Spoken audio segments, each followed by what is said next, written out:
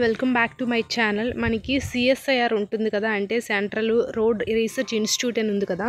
So ఇందులో మనకి కొన్ని రకాల ఉద్యోగాలు అనేది భర్తీ అనేది జరిగాయి. అంటే గ్రూప్ సి నాన్ గెజిటేటెడ్ లెవెల్లో అనేది పోస్టులు అనేది భర్తీ చేశారు. సో దీని యొక్క పూర్తి వివరాలు మనం ఈ వీడియో ద్వారా అనేది తెలుసుకుందాము. చివరి వరకు అనేది చూడండి. మీకేమైనా డౌట్స్ ఉన్నా, అలాగే మీకు ఏ టైప్ ఆఫ్ జాబ్స్ కావాలని సరే ఖచ్చితంగా కామెంట్ అనేది చేయండి. అలాగే మన టెలిగ్రామ్, వాట్సాప్ ఛానల్ లింక్స్ అనేది కింద డిస్క్రిప్షన్లో ఉంటాయి. ఒకసారి జాయిన్ అవ్వండి, ఎందుకంటే అందులో different types of job updates అన్నీ కూడా పోస్ట్ చేస్తుంటాం కాబట్టి మీకు యూస్ఫుల్గా ఉంటుంది.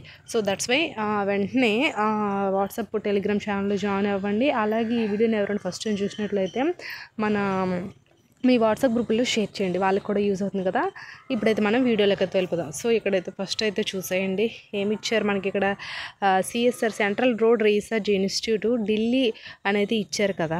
అయితే మనకి ఇక్కడ ఇవి డేట్స్ అయితే ఇచ్చారు మనకి. Online registration, submission of online applications, fee submission ఎప్పుడంటే స్టార్టింగ్ డేటు మనకి March 22 నుంచి స్టార్ట్ అయింది. అలాగే last date of submission of online application ఎప్పుడు April 21 వరకు అయితే ఉంది. సో మినిమం మనకి ఒక 1 month అనేది ఇచ్చారు డేట్స్ అనేది. సో ఈ 1 monthలో మీరు ఎప్పుడైనా సరే అప్లై అనేది చేసుకోవచ్చు అది. అండ్ నెక్స్ట్ వన్ వచ్చేసరికి ఏంటంటే date of written examination. So మనకి దీనికైతే ఒక రిటర్న్ ఎగ్జామినేషన్ అనేది పెడతారు. సో ఈ రిటర్న్ ఎగ్జామినేషన్లో ఎవరైతే క్వాలిఫై అవుతారో ఆఫ్టర్ డాక్యుమెంట్ వెరిఫికేషను ఇవన్నీ కూడా జరుగుతాయి అది. అండ్ నెక్స్ట్ వచ్చేసరికి ఏంటంటే ఇక్కడ date of proficiency test in computer stenography అని ఇచ్చారు.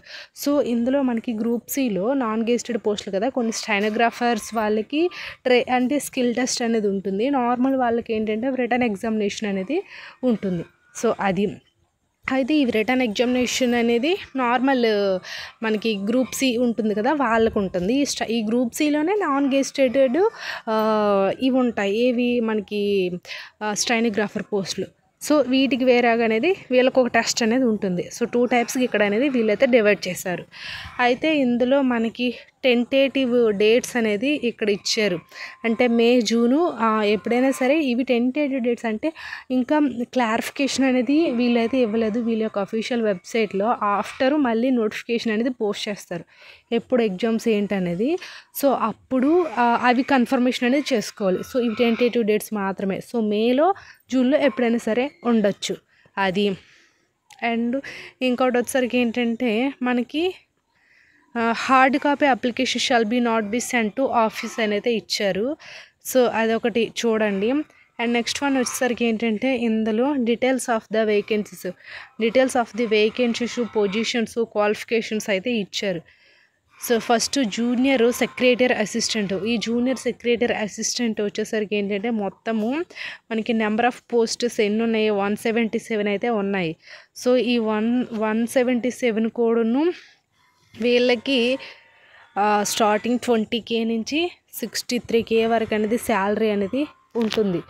సో 19K నుంచి 63K వరకు అనేది పర్ మంత్ రెమ్యునరేషన్స్ అనేది ఇస్తారు. ఇక్కడ ఇంకొకటి ఇచ్చారు ఎడ్యుకేషనల్ క్వాలిఫికేషన్స్ ఏమి ఇచ్చారు, 10+2 లేదా 12th క్లాస్ అనేది ఇచ్చారు. సో 10+2 12th క్లాస్ మీకు క్వాలిఫికేషన్ ఉంటే మీరు ఎవరైనా సరే దీనికి అనేది మేల్ అయినా ఫీమేల్ అయినా ఎవరైనా సరే ఇండియన్ సిటిజన్స్ ప్రతి ఒక్కరు కూడా అప్లై అనేది చేసుకోవచ్చు. అండ్ నెక్స్ట్ వన్ వచ్చేసరికి ఏంటంటే నాట్ మనకి 20 years అనేది మించకూడదని అయితే వీళ్ళైతే చెప్పారు. సో అది. And next junior స్టైనోగ్రాఫర్ vacancy code. Junior ఈ కోడ్ అనేది మనకి రిజిస్ట్రేషన్స్ చేసేటప్పుడు యూజ్ అవుతుంది. సో ఈ కోడ్ అనేది మీరు రిజిస్ట్రేషన్ చేసేటప్పుడు అప్లై చేయండి అక్కడ. సో అది. అండ్ నెక్స్ట్ ఈ మనకి ఇందులోకి వచ్చేసరికి ఏంటంటే జూనియర్ స్టైనోగ్రాఫరు ఇవి 32 అయితే ఉన్నాయి. ఇవి కూడా same non gazetted group C level 4 కింద అనేది వీళ్ళకి శాలరీ అనేది ప్రొవైడ్ చేస్తారు. సో 25,000 నుంచి 81,000 వరకు అనేది పర్ మంత్ రెమ్యునరేషన్స్ అనేది ఉంటుంది. సో అది. అండ్ నెక్స్ట్ వన్ వచ్చేసరికి ఏంటంటే వీళ్ళు కూడా ఎడ్యుకేషనల్ క్వాలిఫికేషన్స్ 10+2 అనేది ఉంది. సో ఇంటర్ క్వాలిఫికేషన్ అడిగారు వీళ్ళైతే. వీళ్ళకి కూడా 27 years అనేది మించకూడదని అయితే చెప్పారు. సో ఇక్కడ ఏంటంటే ఏజ్ రిలాక్సేషన్స్ అన్నీ కూడా ఇచ్చారు. అది కూడా ఒకసారి మీరు అనేది చూడండి. అలాగే ఎక్కడెక్కడ ఎన్నెన్ని వేకెన్సీస్ ఉన్నాయి కూడా ఇచ్చారు ఇక్కడ ఈ వేకెన్సీ లిస్ట్. అది కూడా మీరు అనేది ఒకసారి చెక్ చేసుకోండి. ఇక్కడ ఎగ్జామ్ ఫీజు కూడా ఇచ్చారు. ఏజ్ లిమిట్ అనేది మనకి ఈ జనవరి ఉంటుంది కదా, మార్చ్ 21కి క్యాల్కులేషన్ అనేది చేస్తారు మీ ఏజ్, అలాగే మీ ఎడ్యుకేషనల్ క్వాలిఫికేషన్స్. ఏప్రిల్ 21కి క్యాల్కులేషన్ అనేది జరుగుతుంది. సో ఈ ఏప్రిల్ బిఫోరే మీ ఎడ్యుకేషనల్ క్వాలిఫికేషన్స్ ఏజ్ అనేది కరెక్ట్గా ఉండే వాళ్ళు మాత్రమే అప్లై చేయండి. అండ్ నెక్స్ట్ వన్ వచ్చేసరికి ఏంటంటే ఇక్కడ ఏజ్ రిలాక్సేషన్స్ అనేది ఇచ్చారు. అంటే షెడ్యూల్ క్యాస్ట్, షెడ్యూల్ ట్రైబ్స్ ఉంటారు కదా, ఈ షెడ్యూల్ క్యాస్ట్, షెడ్యూల్ ట్రైబ్స్ వాళ్ళకి 5 years అనేది అయితే ఇచ్చారు. అండ్ నెక్స్ట్ వన్ వచ్చేసరికి ఏంటంటే మనకి అదర్ బ్యాక్వర్డ్ క్లాసెస్ ఉంటారు కదా, ఈ అదర్ బ్యాక్వర్డ్ క్లాసెస్ వాళ్ళకి 3 years ఇచ్చారు. పీడబ్ల్యూ ఉంటారు కదా అన్రిజర్వ్డ్, సో అంటే వాళ్ళకి 10 years.